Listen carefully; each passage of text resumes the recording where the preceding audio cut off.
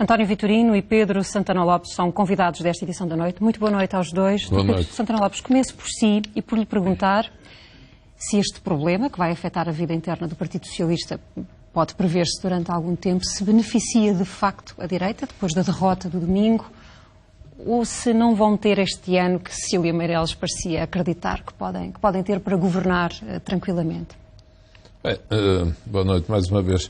Tranquilamente, no estado em que está o país, em que está a Europa e o mundo, é impossível.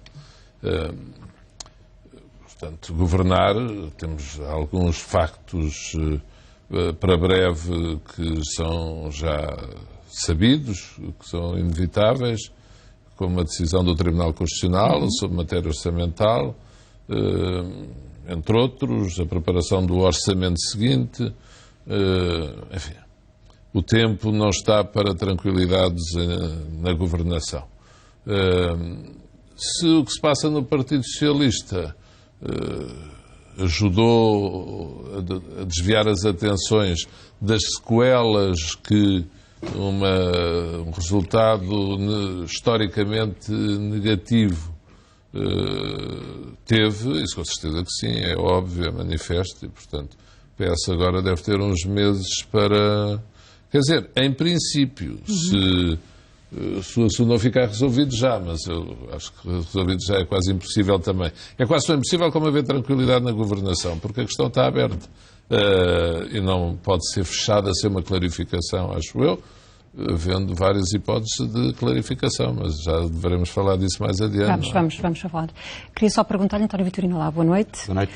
Pelo partido que conhece, a forma que António Costa escolheu e o momento pode ter que tipo de receptividade? Vamos ver, eu fui apanhado de surpresa por esta decisão do Dr. António Costa. E foi uma boa surpresa ou nem por isso? Esta significa que havia uma questão quanto à liderança e que se há uma questão, ela deve ser resolvida. Isto é, se há alguém que tem a vontade, a ambição e acha que faz melhor que quem lá está, pois, ao manifestá-la, provoca uma clarificação. E, nesse sentido, do ponto de vista político global, melhor que se clarifiquem as coisas rapidamente agora, para dar tempo, seja qual for o caminho a seguir, para que, nas eleições do ano que vem, essa situação já não esteja a planar sobre a posição do Partido Socialista. Do ponto de vista político, portanto, nós, neste momento, temos que dar espaço aos protagonistas. O Dr. António Costa lançou um repto, falta a resposta do Secretário-Geral. Há que ouvi-lo. Em segundo lugar, para realizar um congresso é necessário que se respeitem um conjunto de procedimentos e que não são fáceis de alcançar. Nesse sentido, a declaração do Dr. António Costa representa também um risco. Ou o Secretário-Geral ele próprio aceita o repto e convoca um congresso extraordinário, ou a Comissão Nacional decide por uma maioria de 2/3 que há um congresso extraordinário, com a que está associado a eleições diretas, ou as federações, as comissões políticas das federações, que representem mais de 50% dos militantes do Partido Socialista, subscrevem um pedido de convocação de um congresso. Como vê, são barreiras que, à partida, não são fáceis e, portanto, neste momento é prematuro dizer se vão ser meses, ou se vai ser uma semana, ou quanto tempo vai ser. António Costa já tentou várias vezes. Ele várias vezes tentou dar o passo em frente e recuou sempre, provavelmente, por considerar que não tinha os apoios. Para o fazer agora desta forma, porque é uma vitória. De qualquer forma é uma vitória. Sim, sem dúvida. Podemos considerar que ele tem a contagem feita de forma a ultrapassar estas barreiras que... Vou-lhe ser sincero, não me faço a mínima ideia. Agora, há uma coisa que eu gostava de clarificar, que é o seguinte, que nós podemos discutir sobre o timing desta decisão. Eu não creio que ela possa ser exclusivamente reportada ao resultado das eleições para o Parlamento Europeu. Porque todo o partido esteve unido nesta candidatura e no apoio ao Francisco Assis e à candidatura do PS no Parlamento Europeu, para o Parlamento Europeu. E o resultado destas eleições é o resultado de todo o Partido Socialista. Portanto, a questão ultrapassa o resultado eleitoral. Quanto à probabilidade de quem é que possa ganhar uma disputa, como eu lhe disse, primeiro é preciso que haja disputa e só depois é que se poderá responder a essa pergunta, se houver. Dr. António Vitorino, se tiver de se colocar num dos lados... Eu sabia que ia fazer essa pergunta, está a ver? E treinou a resposta. Claro. Claro, fez bem. A resposta é assim. Agora é o tempo dos protagonistas falarem. Eu adivinhava essa resposta.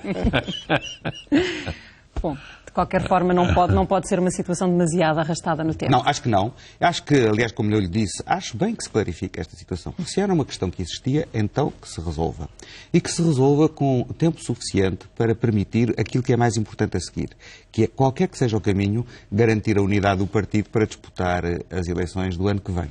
Vamos então genericamente olhar para aquilo que os portugueses quiseram dizer aos seus políticos no domingo, olhando para a abstenção, olhando para a percentagem tremenda de nulos e brancos, e para Marinho Pinto.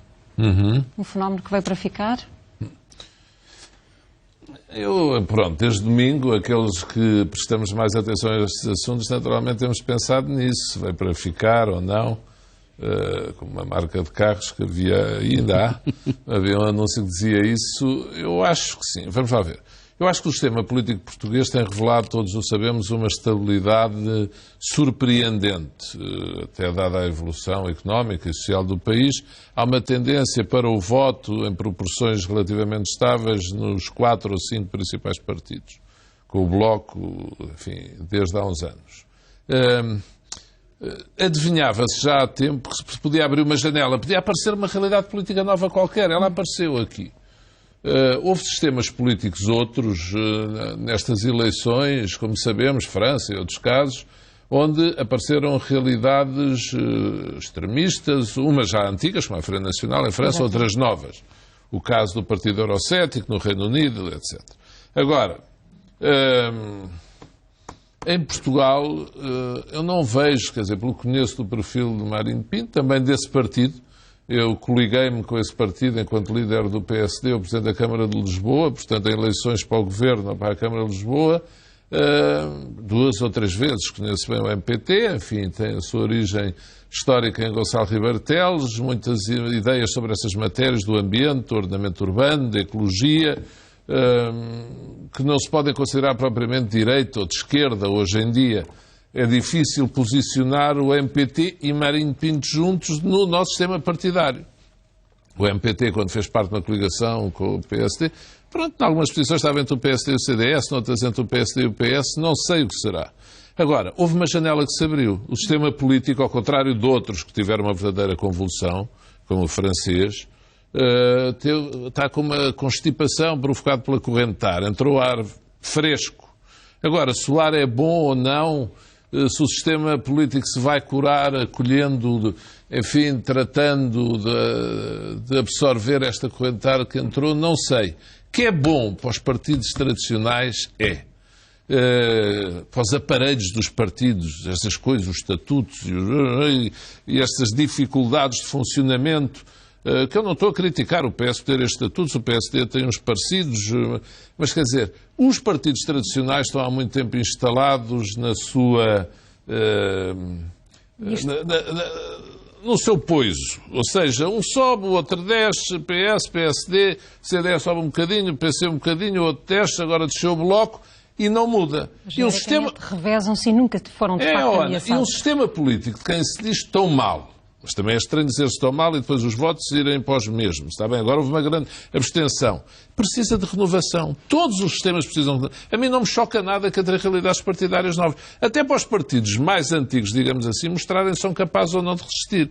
Marinho Pinto, eu acho que ele é um adversário, digamos assim, é uma realidade política de peso. Ele tem aproximar as pessoas fácil, ele tem até uma dicção, tem um sotaque português que o aproxima das várias regiões do país.